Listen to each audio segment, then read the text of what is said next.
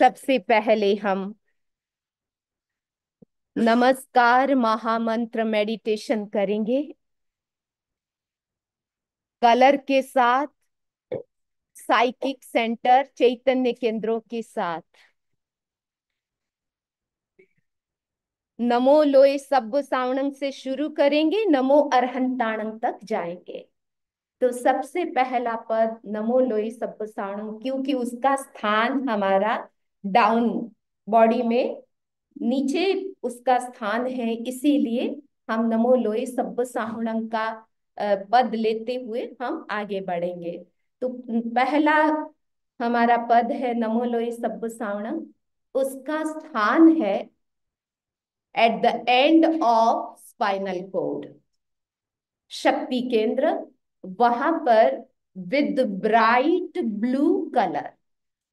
हाँ, दूसरा पद है नमो उवज्झायाणं। उसका स्थान है हमारा heart centre, and you will recite this मंत्र विद ब्राइट ग्रीन कलर। तीसरा पद नमो आयर्याणं, ऐसे हम ऊपर जाएंगे। फिर आयर्याणं का स्थान है हमारा विशुद्धि केंद्र, centre of purity, with bright yellow colour.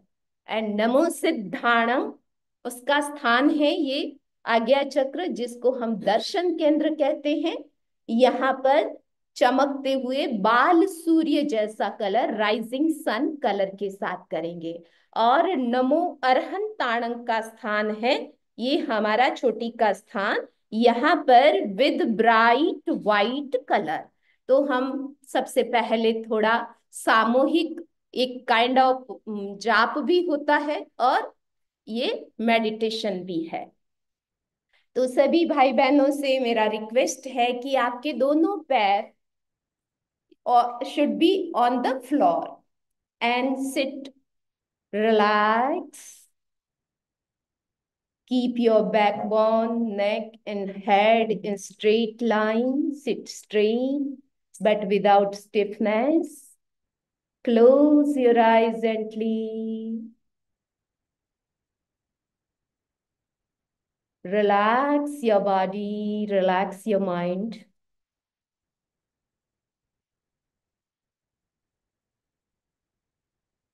Focus your full attention at the end of spine, Shakti Kendra. Recite the mantra O Namo Loi Sabba Sahunam with bright blue color with breathing process. First breathe in. Namo Loe Sabba Sahunam. Again breathe in. Namo Loe Sabba Sahunam. Breathe in. Namo Loe Sabba Sahunam. Breathe in. Namo Loe Sabba Sahunam. Breathe in.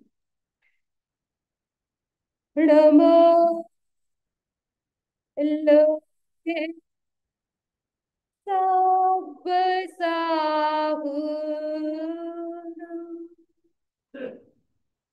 Relax. Repeat this mantra mentally with bright blue color.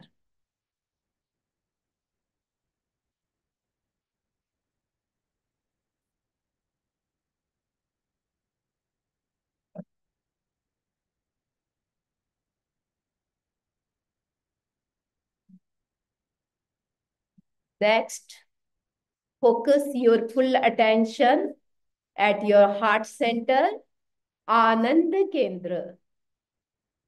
Visualize bright green color. Recite the mantra with green color and breathing process. First, breathe in. Namo Uvajjayanam.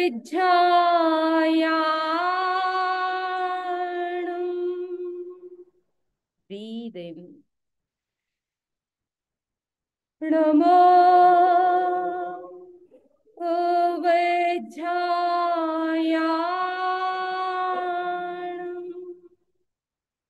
Breathe in. Namo Uvajjayanam.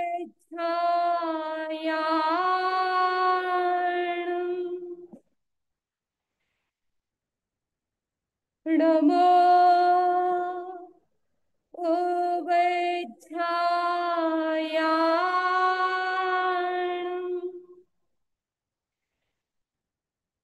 Namo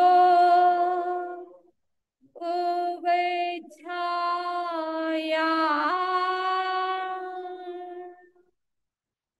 Relax. Recite this mantra mentally with bright green color.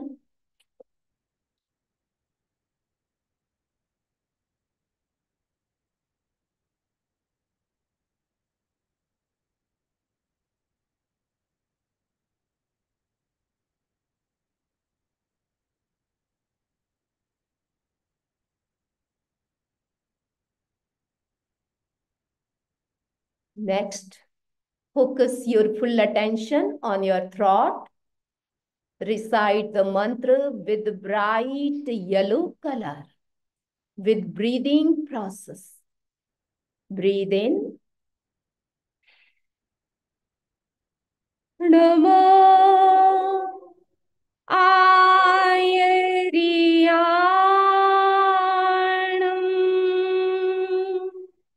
Breathe in. Namo Ayariyanam.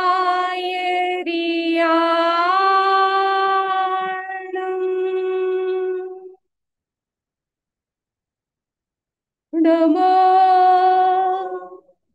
Ayariyanam.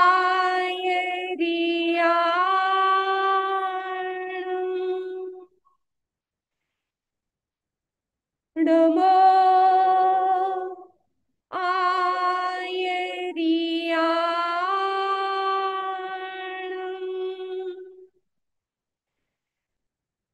Namo Ayariyanam.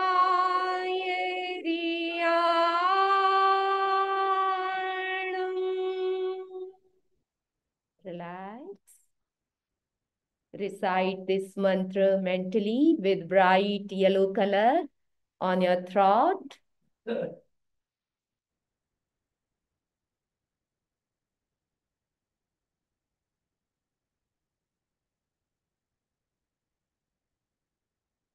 Next, focus your full attention in between both the eyebrows, Darshan Kendra. Recite the mantra with bright rising sun color. Breathe in. Namo Siddhanam.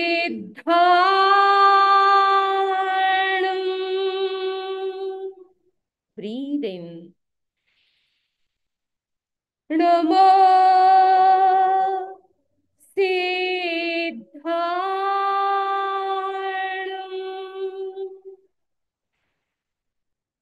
Namo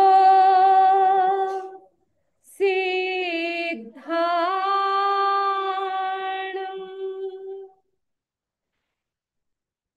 Namo Siddhanam.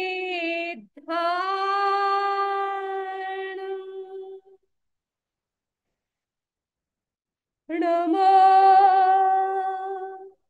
Siddhanam.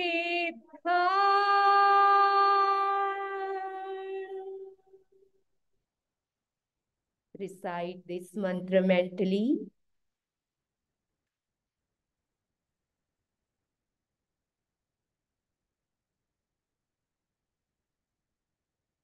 Next, focus your full attention on the top of your head. Recite the mantra with bright white color. Breathe in. Namo Arihantanam.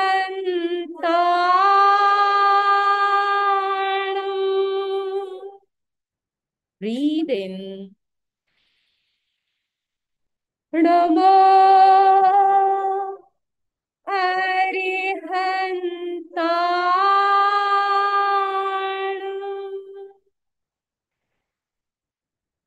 Namo Arihantanam.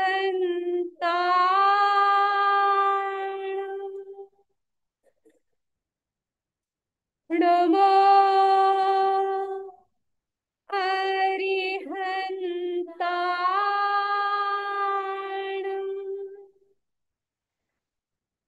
Namo Arihantanam.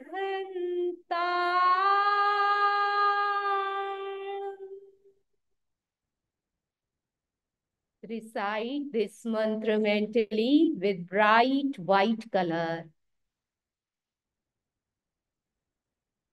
On the top of the head.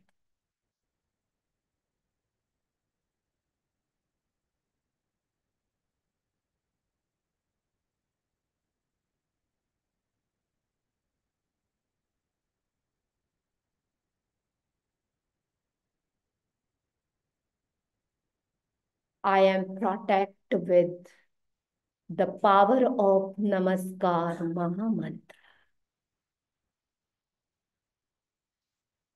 एसो पंच नमस्कार सब पाव प्रणासना मंगलाणं च सभ्यसिं पठमं हवै मंगलम पठमं हवै मंगलम.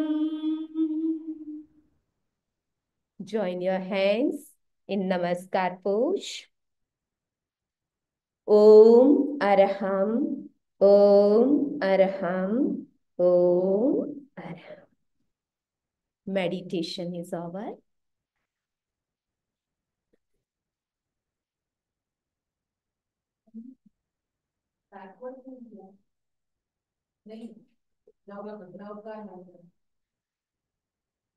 Backward नहीं किया.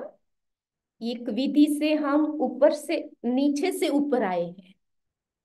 ठीक है ना. तो जब हमारी एनर्जी जहाँ डाउन है तो डाउन से हम ऊपर आते हैं.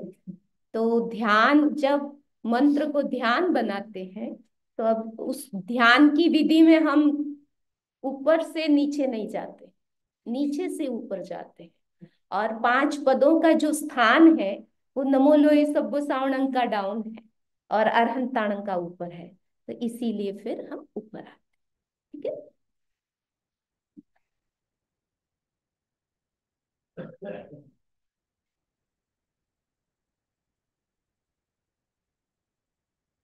सबसे पहले एक भजन.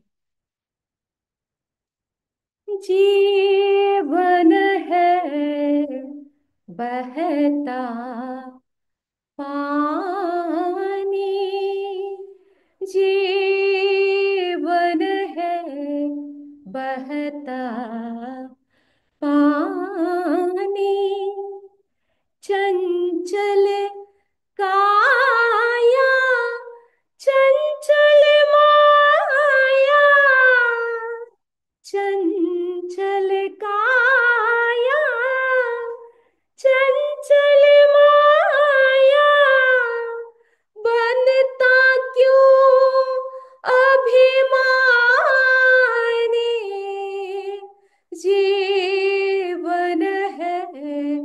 बहता पानी जीवन है, बहता पानी।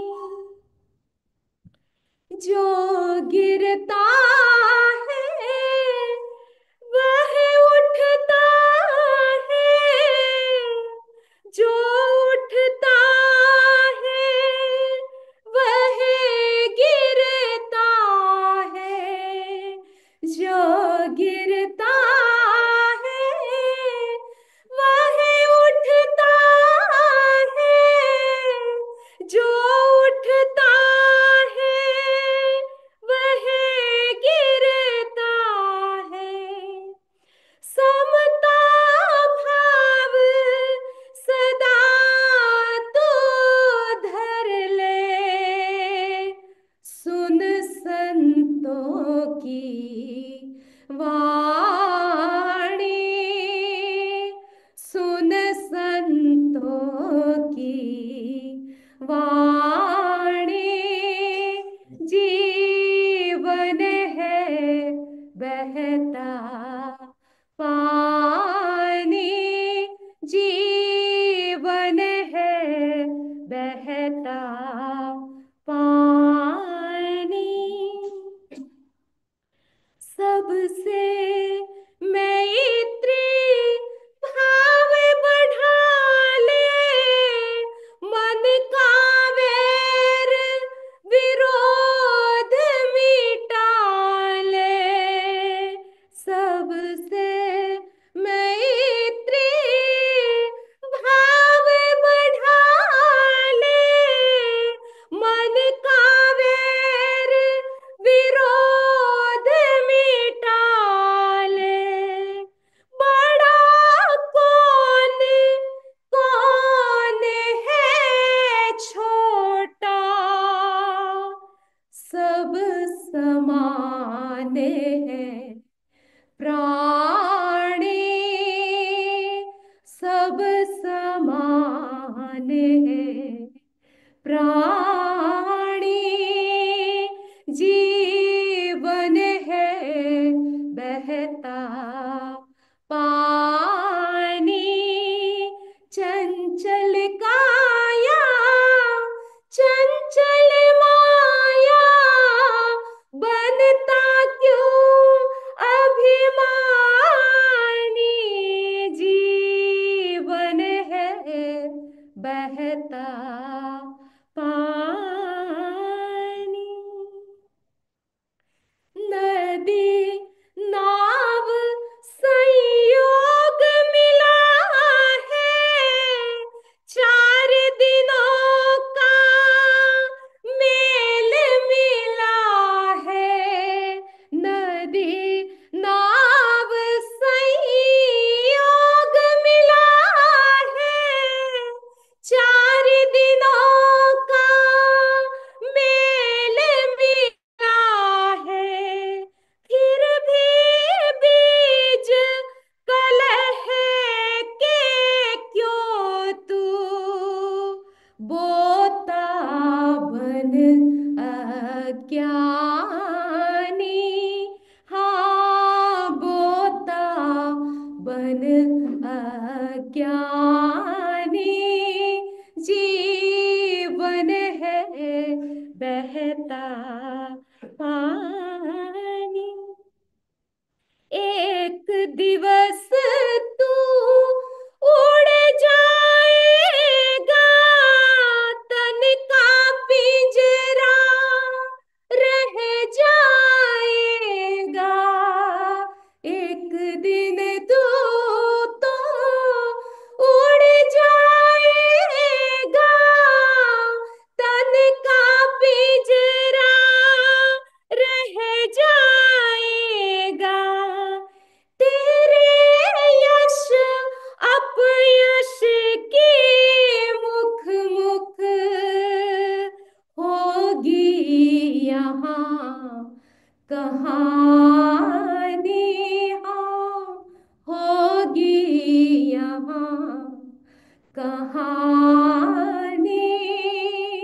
जीवन है बहता पानी, जीवन है बहता पानी। चंचल काया चंचल माया, बनता क्यों अभिमानी। जीवन है बहता पानी, जीवन है बहता पानी। बीतरा परमात्मा महावीर को नमन। परमाराध्य गुरुदेव की चरणों में वंदना। यहाँ उपस्थित और ऑनलाइन काफी भाई बहन आज जुड़े हुए हैं, बहुत जगह से जुड़े हुए हैं। सभी श्रावक श्राविका परिवार, आप स्क्रीन पर देख रहे हैं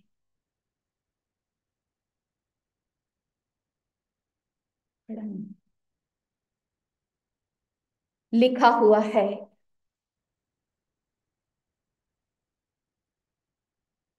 स्पिरिचुअलिटी एंड हेल्थ।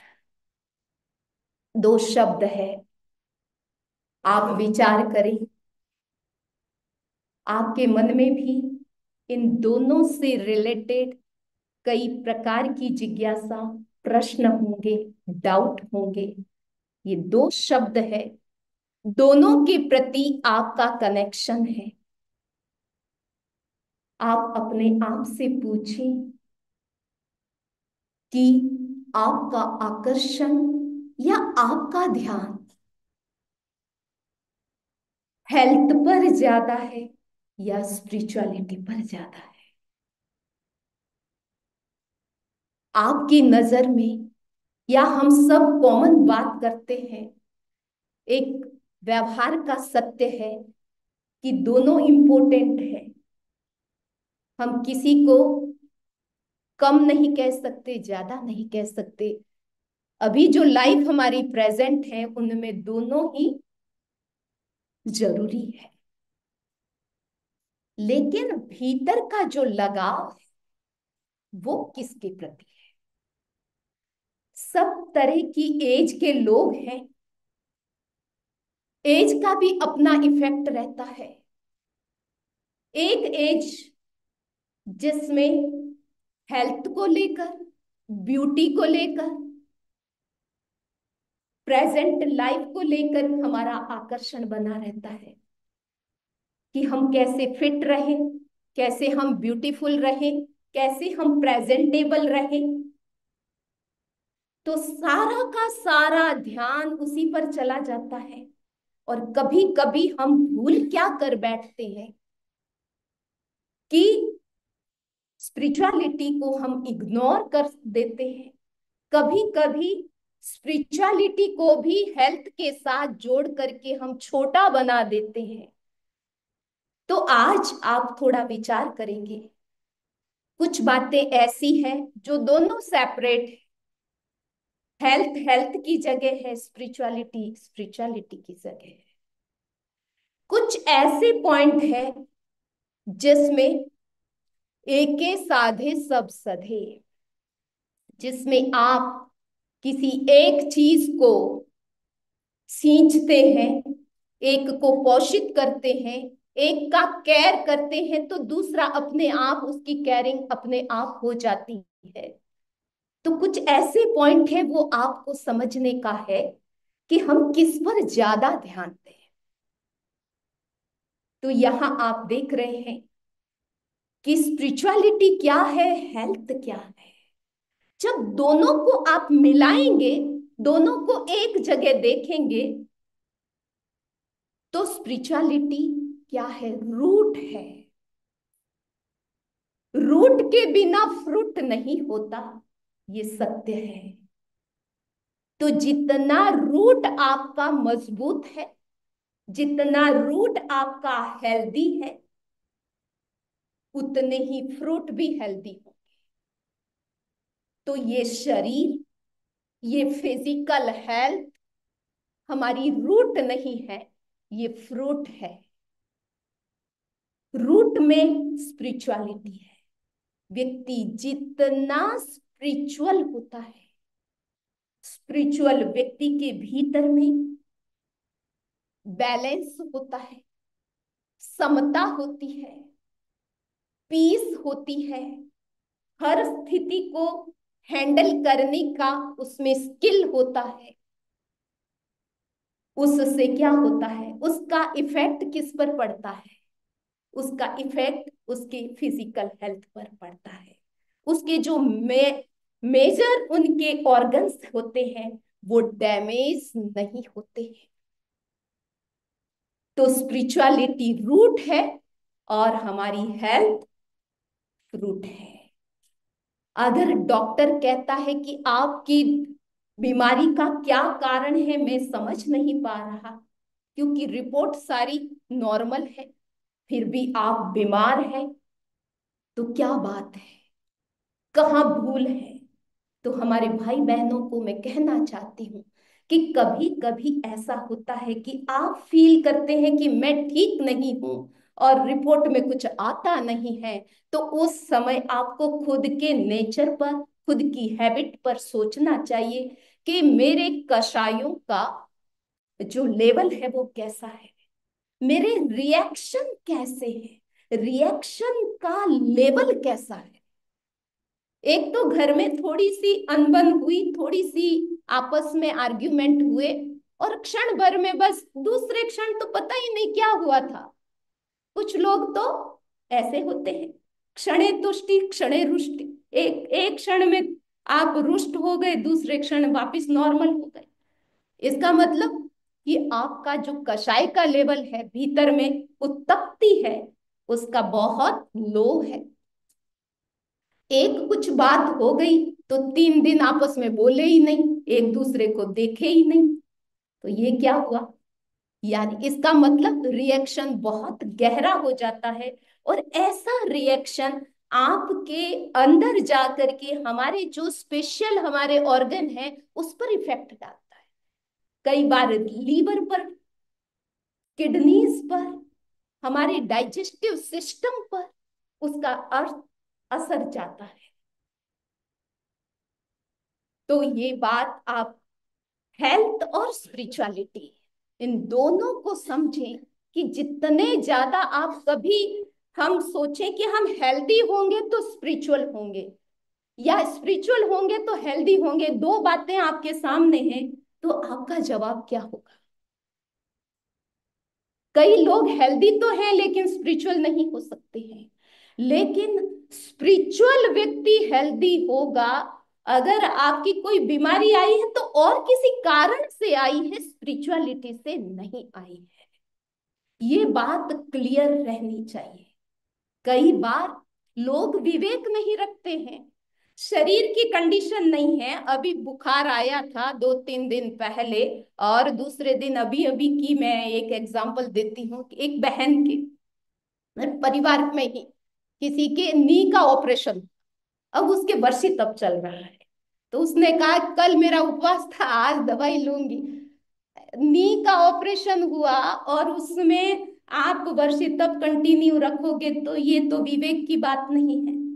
हमने कहा कि ऐसी कंडीशन में इस तरीके की बात कोई नहीं कहता, कोई धर्म नहीं कहता, ये आपका विवेक है कि आप यथाशक्ति ये सारी स्पिरिचुअल जो एक्टिविटी हम जो भी करते हैं, प्रैक्टिस है, हमारे विवेक पर है कि हम कब विवेक के साथ काम करें। ठीक है, तो ये चीज है। लेकिन स्पिरिचुअलिटी कभी आपको रोग नहीं देगी। उनका कनेक्शन पास्ट, प्रेजेंट और फ्यूचर तीनों को हेल्दी रखना है। स्पिरिचुअलिटी का काम यही है।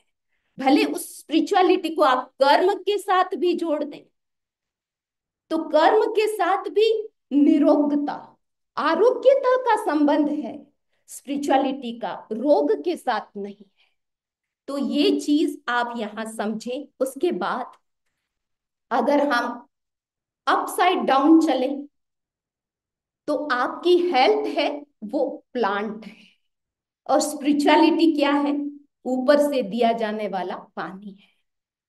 जितना जितना आप ऊपर से केयर करते हैं उतना ही प्लांट आपका ग्रो होता है, हेल्दी होता है, स्टेबल होता है। इसी तरह जितनी स्पिरिचुअलिटी हमारी लाइफ में होगी, छोटे छोटे हमारे प्रैक्टिसेस चलेंगे, उतने ही आप हेल्दी रहेंगे। तो स्पिरिचुअलिटी पानी का भी काम करती है, और रूट है, फ्रूट नहीं है, रूट है। इसका आप महत्व समझिए। तो आज हम हेल्थ और स्पिरिचुअलिटी को समझ रहे हैं। आजकल डिटॉक्सिकेशन का बहुत बहुत बोलबाला है। लोग बहुत अपनी फूड हैबिट को चेंज कर रहे हैं, अपनी लाइफस्टाइल चेंज कर रहे हैं। जो कुछ पहले नहीं करते थे वो अब शुरू कर रहे हैं। और या तो आप समझते हैं कि एक करता है तो दूसरा और शुरू हो जाता है, तो अब उसी की एडवर्टाइजमेंट भी चलती है। तो डिटॉक्स का मतलब क्या? कि कोई भी फॉरेन मैटर आपके भीतर में गया है, उसको बाहर निकाल, ये क्या है? डिटॉक्स। उससे होगा क्या? क्या प्योरीफाई होगा? आपका शरीर, शरीर होगा। ये तो शरीर के लेवल की बात है। उसी को हम स्पिरिचुअलिटी की दृष्टि से देखें तो हमारा डिटॉक्स क्या है? धर्म की दृष्टि से डिटॉक्स क्या है, उस पर भी विचार करें।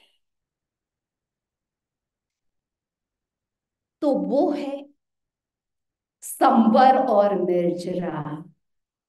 ये दो शब्द हमारे जितने भाई बहन सुन रहे हैं, इस पर विचार करें। जब जब दुनिया में कुछ नया चलता है तो हमारी पुरानी बात को उसके साथ जोड़ करके उसे भी नया बनाए, उसे प्रैक्टिकल बनाए। जिन शासन का अगर कोई कहे कि दो शब्दों में बता दो जिन शासन क्या है, तो हमारे आचार्यों ने कहा कि आश्रवो भव हेतु स्यात् संवरो मोक्ष का। बस एक लाइन में बता दिया, इति हमारहति दृष्टि। बाकी सब विस्तार है, एक्सप्लेनेशन है जिन वाणी का। उसका सार इतना ही है कि आश्रव है वो संसार का कारण है, कर्मों का बंधन है वो संसार का कारण है, और संवर है वो मोक्ष का कारण है, बंधन को तोड़ने का कारण है, रोकने का कारण है। तो ये डिटॉक्सिकेशन की बात जब आती है तो हमारे धर्म में क्या, हमको सबसे पहले क्या करना है? हमारे आचार्य कहते हैं पहले प्योरिफिकेशन करो। और वो प्योरिफिकेशन क्या है? उसको हम निर्जरा कहते हैं। सबसे पहले शुद्धि करो और उसके बाद डिसिप्लिन करो। घर में भी आप क्या करते हैं? जब कचरा आ जाता है, डस्ट आ जाती है, या कुछ दिनों के बाद वापस आप घर में आते हैं, तो क्या करते हैं? सबसे पहले शुद्धिकरण होता है, क्लीनिंग होती है। और क्लीनिंग होने के बाद आप एयर भी आपके विंडोज वगैरह खोलते हैं, थोड़ी देर के लिए खोलते हैं। जब सारी क्लीनिंग हो जाती है तो बाद में क्या करते हैं? सारे वापस बंद करते हैं। क्यों करते हैं? इसलिए करते हैं क्योंकि वापस कचरा न आ जाए। तो हमारे दो शब्द निर्जरा और संवर। निर्जरा से क्या होता है? क्लीनिंग होती है। और संवर से क्या होता है? दरवाजे सब बंद हो जाते हैं कि आप नया वापस कचरे को इनवाइट मत करो। तो स्पिरिचुअलिटी की बात हम यहां कर रहे हैं कि how to detox your soul. आप अपनी आत्मा की शुद्धि उसकी कैसे करोगे? तो उसके दो साधन बताए हैं कि आप शुद्धि करो, निर्जरा करो, और दूसरा है संवर करो। ठीक है, ये दो शब्द है, बहुत महत्वपूर्ण है। अगर आप निर्जरा और संवर करोगे तो होगा क्या? क्या होगा? हमने कहा था एके साधे सब सधे। आप संबर और निर्जरा करोगे तो आप फिजिकली भी फिट रहोगे, स्वस्थ रहोगे। हमारे दादी नानी उन्हीं उनकी उम्र देखी है आपने? हमारे संग में एक साध्वी जी है, 106 साल के, अभी बैठे बैठे माला जाप करते हैं, सारा अपना काम सब करते हैं, स्वस्थ बैठे हैं। उन्होंने कोई सप्लीमेंट्री नहीं ली, कोई कहते हैं कि उन्होंने कोई दवा भी नहीं ली है। वो इतने स्वस्थ कैसे? तो जब हम संवर और निर्जरा स्पिरिचुअलिटी की प्रैक्टिस करते हैं, तब केवल शरीर ही स्वस्थ नहीं रहता, हमारा मन भी बैलेंस रहता है, मनोबल हमारा मजबूत रहता है, हम इमोशनल लेवल पर भी स्वस्थ रहते हैं। और तीसरी चौथी बात है कि हमारा आभा मंडल, हमारा ऑरा, वो हमारा हेल्दी बनता है। संवर और निर्जरा से हमारा आभा मंडल स्वस्थ बनता है। और और भी आप देखिए कि अगर आप केवल शरीर को सामने रख करके और फिजिकल हेल्थ को सामने रख करके कुछ भी करोगे, तो आप नियम को समझें कि इस बॉडी का नियम क्या है, what is the nature of this body and what is the nature of your soul. जहां स्पिरिचुअलिटी की बात आती है वहां कौन जुड़ा हुआ है? सोल जुड़ी हुई है। जहां हेल्थ की बात आती है तो मोटा मोटी आपका शरीर जुड़ा हुआ है। एक तरफ शरीर है, एक तरफ आत्मा है। अब दोनों का कैसे बैलेंस करना है और भीतर में एक क्लैरिटी रखना है कि हम ज्यादा इंपॉर्टेंस किसको दे रहे हैं, किसको क्या कर रहे हैं।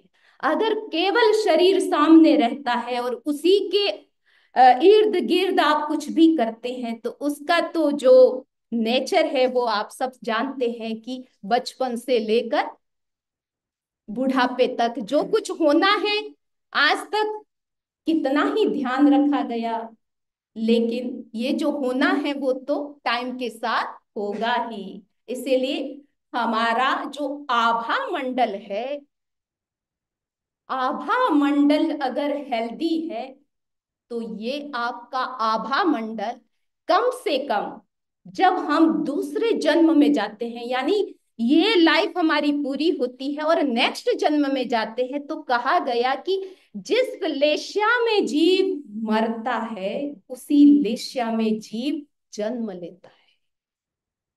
तो ये लेश्या क्या है? ये हमारा आभा मंडल है, आभा मंडल है।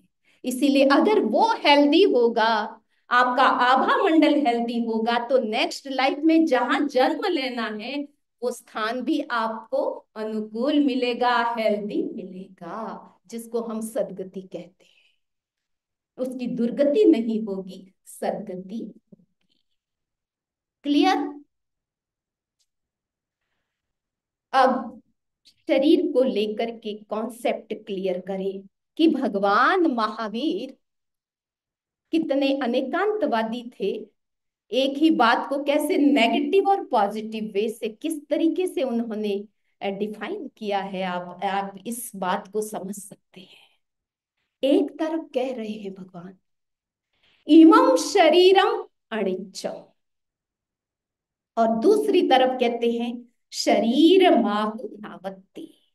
तो पहली बात आप पहले सबसे पहले समझे, क्योंकि आपको क्या नजर आ रहा है? नौका नजर आ रही है। तो उसी को सबसे पहले समझ लें, पॉजिटिव बात को समझ लें। महावीर कहते हैं ये शरीर आपकी नौका है। नौका का महत्व आप सब जानते हैं। जब आपको एक किनारे से दूसरे किनारे पर जाना होता है, कभी कभी एक कंट्री को छोड़ करके ऐसी मुसीबत आती है कि तुरंत दूसरी कंट्री में वापस मूव होना होता है, तो उसका महत्व समझ में आता है कि अगर नौका होती तो क्या होता, नहीं थी तो क्या हुआ। ठीक है? तो भगवान इस शरीर का महत्व बताते हैं, इसका इंपोर्टेंस बताते हैं, इसको भूलो मत। Human body very very special and rare. ये ऐसे ही नहीं मिली है, केवल फैशन के लिए नहीं मिली है, केवल पहनना ओढ़ना खाना पीना शौक मौज के लिए नहीं मिली है। इसका और भी कुछ काम है। इसीलिए भगवान ने कहा ये नौका है, ये शरीर आपको पार पहुंचाएगा, ये शरीर ही दुर्गति में ले जाता है, ये शरीर ही आपको सदगति में और ये शरीर ही आपको सिद्धि गति देता है। क्योंकि मोक्ष किस शरीर से होता है? किससे? ह्यूमन बॉडी से ही हम मोक्ष जा सकते हैं, न तो देवता की बॉडी से, न नारकी की, न तिर्यंच की बॉडी से। ह्यूमन बॉडी, केवल मनुष्य को ये अधिकार मिला है कि मोक्ष इस मनुष्य के शरीर से ही संभव है। तो इससे हम इस शरीर का महत्व समझ सकते हैं कि ये शरीर क्या है और इसका काम क्या है। अगर नौका है आपके पास गाड़ी है, तो आप सबको पता है कि उसकी फिटनेस और आपको टाइम टू टाइम आप चाहे न चाहे उसका कितना केयर करते हैं, पहले संभाल करके फिर आप यात्रा अपनी शुरू करते हैं। तो इसी तरह भगवान ने कभी नहीं कहा कि इसको खतरे में डाल दो, शरीर को इसको दुर्बल बना दो, कभी नहीं कहा। ये नौका है, जैसे आप अपने गाड़ी की अपने नौका की केयर करते हैं कि वो सही तो है, उसमें कहीं होल तो नहीं है, उसकी मोटर तो ठीक है, इसी तरह हम भी अपने शरीर की केयर करते हैं। ठीक है, तो ये तो उसका use, what is the use of human body. जब आपके उपयोगिता की बात आती है, वहां भगवान ने कहा कि ये शरीर नौका की तरह है, इसीलिए आप इसके प्रति केयरलेस मत बनो। ठीक है, ये एक बात कही है, पॉजिटिव बात कही है। दूसरी तरफ क्या कहते हैं? इसका मतलब ये नहीं, केयर करने का मतलब ये नहीं है आप गाड़ी की केयर करते हैं, अच्छी धुलाई वगैरह इतनी साफ सुथरी रखते हैं, इसका मतलब ये ही नहीं कि आप गाड़ी में ही बैठे रहो 24 घंटे। ये तो कोई नहीं करता। जब उसकी जरूरत है तब उस पर ध्यान देते हैं, और 24 घंटे गाड़ी आपके दिमाग में नहीं रहती है, आप भी गाड़ी में नहीं रहते हो और गाड़ी भी आपके दिमाग में नहीं रहती है। आपको पता है कि उसका यूज क्या है, जब कहीं जाना है तब आप उसका उपयोग करते हैं। इसी तरह नेचर बता रहे हैं अभी, शरीर का ध्यान रखो, लेकिन इस नियम को नहीं भूलना है, इस ट्रुथ को नहीं भूलना है कि शरीर की अपनी लिमिटेशन है। इसका नेचर जो है वो क्या है? इमं शरीरम अनित्यम, ये शरीर अनित्य है, खत्म होने वाला है। सदा हम बच्चे भी नहीं रहेंगे, जवान भी नहीं रहेंगे, सारे फेज आने वाले हैं, इसको कोई आज तक कोई रोक पाया नहीं और रुकेगा नहीं। चक्रवर्ती आ गए, सर्वशक्तिमान हमारे तीर्थंकर आ गए, उनका भी शरीर नहीं रहा, तो हमारा क्या शरीर रहना है? इसमें सब कुछ चेंज आना है। ये कोशिश कभी कोई न करे कि हम इनके चेंजेस को रोक देंगे। चेंजेस आएगा, लेकिन एक लिमिट तक इसका ध्यान रखें। आप ध्यान रखते रखते ऐसा न करें कि आप गाड़ी में ही बैठ जाएं और 24 घंटे आपके दिमाग में गाड़ी ही रहे, ये शरीर ही रहे, बस इस शरीर को कुछ नहीं। तब तो फिर आप शरीर में हो गए, आत्मा को भूल गए। ये भूल कोई न करे। ये सीधा मार्ग और सत्य का मार्ग हमें मिला है कि आप कॉन्सेप्ट क्लियर रखें। दोनों की लिमिट और अनलिमिट दोनों को समझे। स्पिरिचुअलिटी क्या है और हेल्थ क्या है। अगर आप केवल हेल्थ को सामने रख करके कुछ करोगे तो क्या मिलेगा, और अगर आप स्पिरिचुअलिटी को सेंटर में रख करके कुछ करोगे तो क्या मिलेगा। तो स्पिरिचुअलिटी तो क्या है, खुला आकाश है, नीचे जमीन है खुली।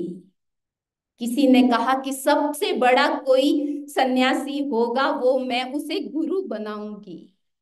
किसी ने सोच लिया कि मेरा गुरु वह बनेगा जो सबसे बड़ा है, जिसका मठ सबसे बड़ा है। तो मठ की तो अपनी लिमिटेशन होती है, किसी के करोड़ों का, किसी के अरबों का।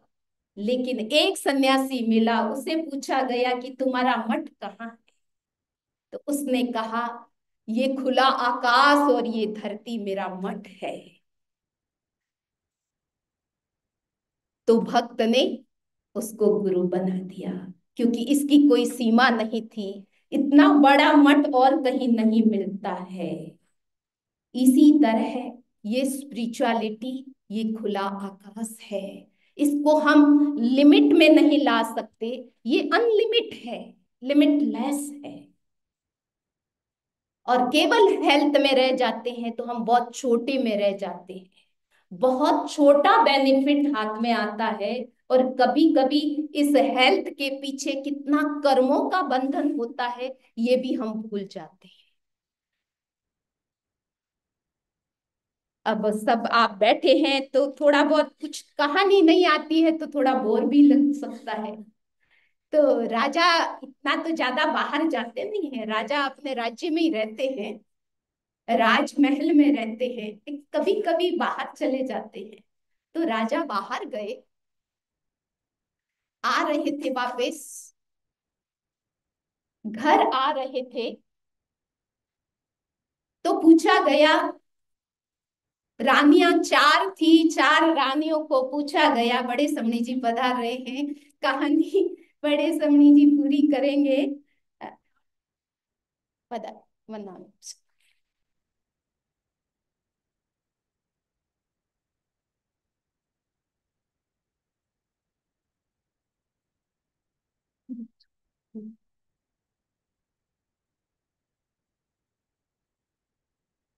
तो राजा ने कहा कि क्या लाना है। कोई खाने की शौकीन थी, तो उसने कहा मुझे ये अमुक अमुक सब खाने की चीज लानी है। एक रानी कपड़े की शौकीन थी, तो उसने कपड़े मंगवाए। एक रानी ज्वेलरी की शौकीन थी, तो उसने नई नई ज्वेलरी मंगाई।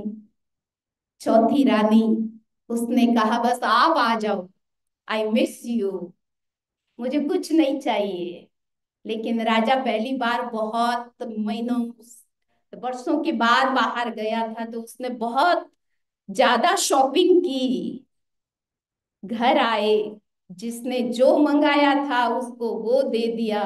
बाकी सारी शॉपिंग कहाँ गई। जिसने कुछ नहीं मंगाया था उसको सब कुछ मिल गया।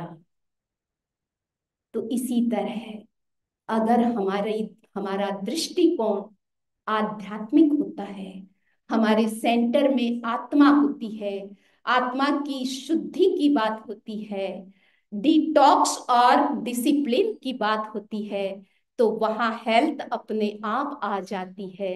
हम अपने आप हेल्दी रहते हैं। तो प्रायोरिटी हम स्पिरिचुअलिटी को दें, और उसमें भी विवेक रखें। और ये जो हेल्थ और शरीर की बात है, उसकी उपयोगिता को ध्यान में रखते हुए इसका जो नेचर है उसे भी हम अपने दिमाग में रखें कि ये सदा बहता पानी, जीवन बहता पानी है। इसी तरह हमारा ये शरीर भी बहते पानी की तरह है।